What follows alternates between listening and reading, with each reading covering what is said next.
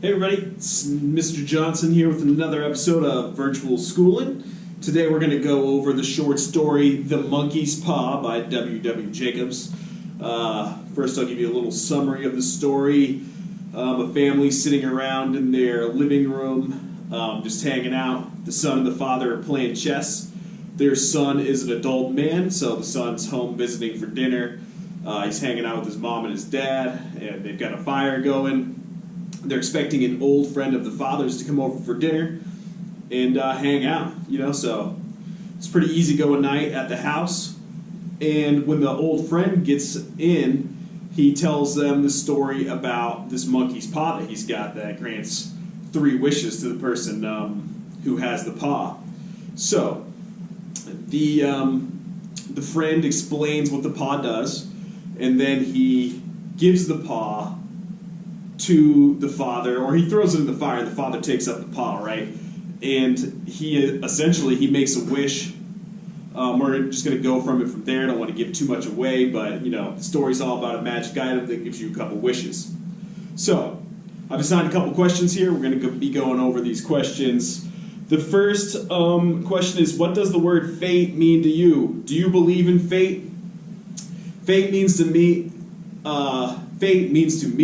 that certain things are certainly going to happen, or that there's a destiny and your life is going to move in that direction, no matter what you do.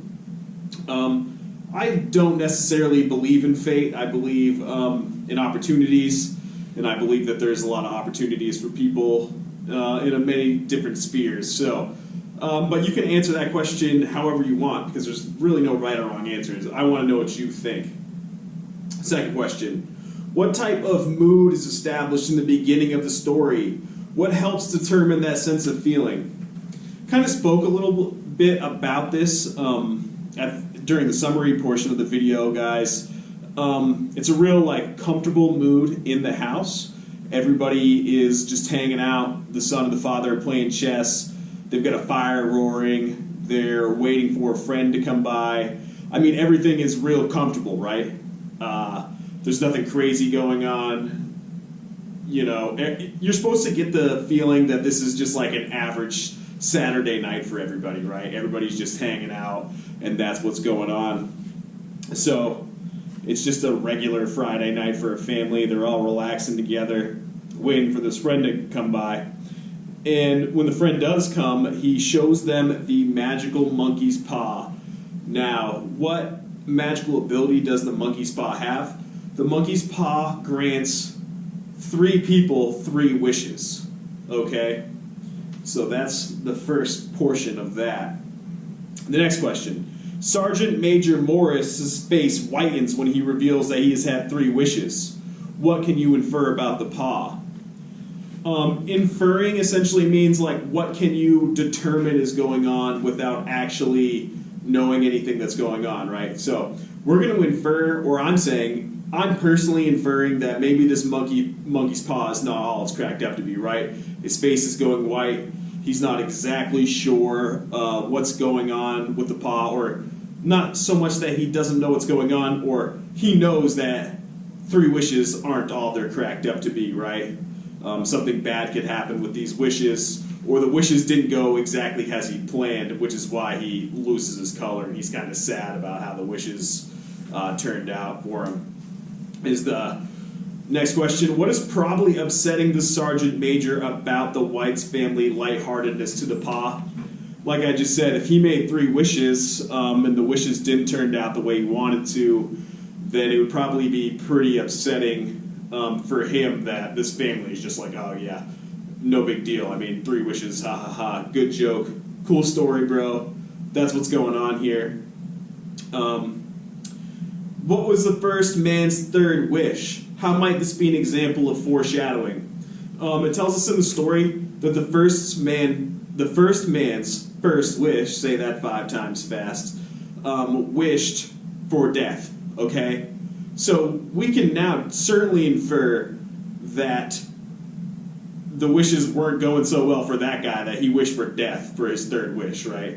And then to further exemplify that, the second guy that owned the captain of the army there that came by for a visit, also goes white when they talk about this monkey's paw, right? So we're starting to see the foreshadowing here is, what's the last wish going to be, because these wishes are so bad, right? So the next question is, why doesn't Mr. White know what to wish for? What is Mr. White's first wish?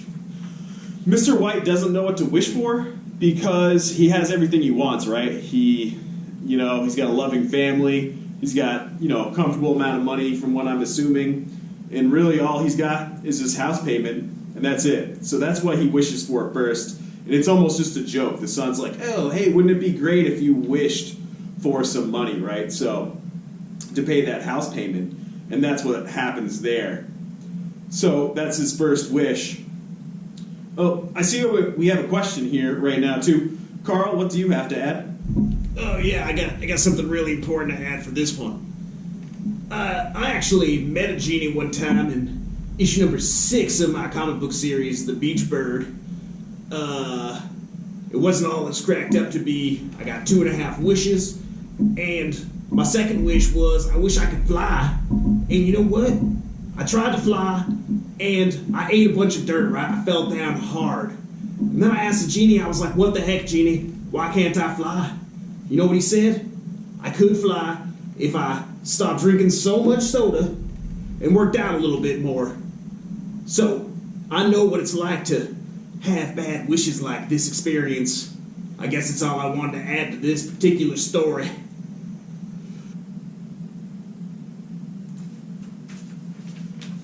Oh, that's very interesting. As always, thank you for your input. Next question. What does the paw immediately do after the first wish? What can you infer from this? So, we know that after he makes the first wish, the paw wriggles in his hand, right? It moves on its own. We can kind of infer about this that perhaps the wish took place, right?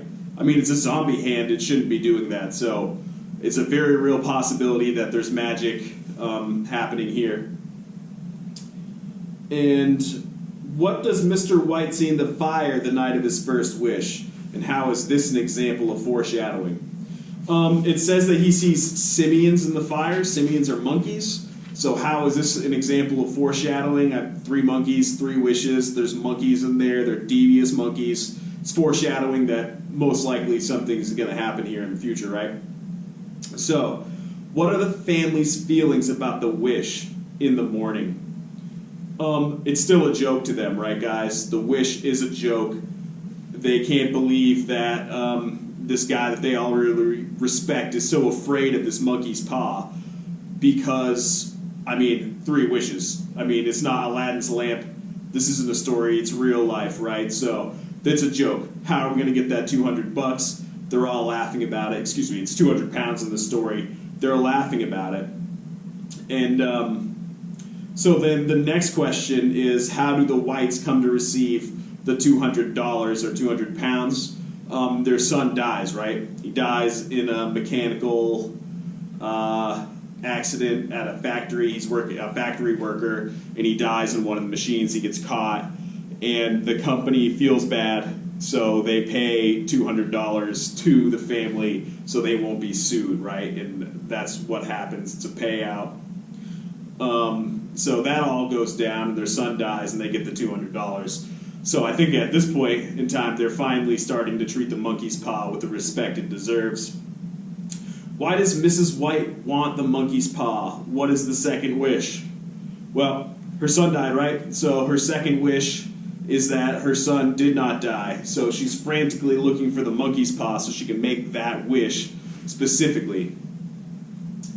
What do you think happened at the end of the story? What does he mean when Mr. White begs his wife not to let it into the house? What is he afraid of?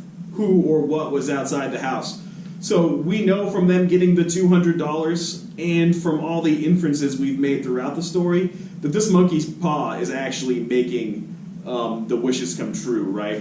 In this horror story. So the wishes are coming true, and if the first wish came true, then the second wish of their son coming back to life has also come true at this point as well, right? So they're afraid that the person at the door is a zombified version of their son, which they have wished for, and Mr. White really does not want that to be let into the house. So now we're going to be foreshadowing the quote, "Be careful what you wish for, you may receive it." Give the reader an idea about what may happen in the story, foreshadowing. So, this is a theme that's pretty typical in a lot of stories, guys, where you have to be careful what you wish for.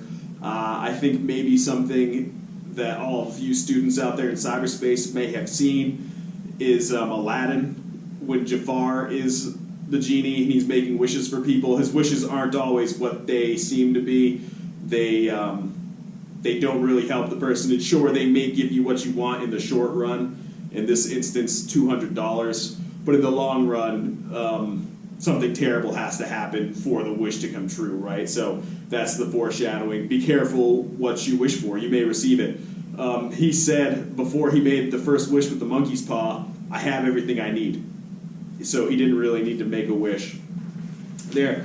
And then the final choice is Captain Morris tells his friend to make wishes sensibly. Why? Are Mr. White's wishes sensible? Explain. And what alternatives did Mr. White have? I don't know. Obviously, the Captain Morris is telling his friend to make sensible wishes because he doesn't want crazy wishes to happen, right? He doesn't want the same thing that happened to him to happen to Mr. White, essentially. So that's what's going on. Make sensible wishes. Is the first wish, I believe, for the $200 is pretty sensible, but maybe he should have added a caveat like, "I wish I was inherited $200 from a family friend," or "I wish I found $200 out of the street and nothing bad happened to me." I would say you'd have to be a little bit more specific to get the wish you want. Explain what alternatives did Mr. White have. He could have thrown the monkey's paw in the fire. That's probably what he should have done. He should have listened to his friend's warning, and he should have thrown the monkey's paw in the fire and never made any wishes. He had everything he wanted already. I'm Mr. Johnson.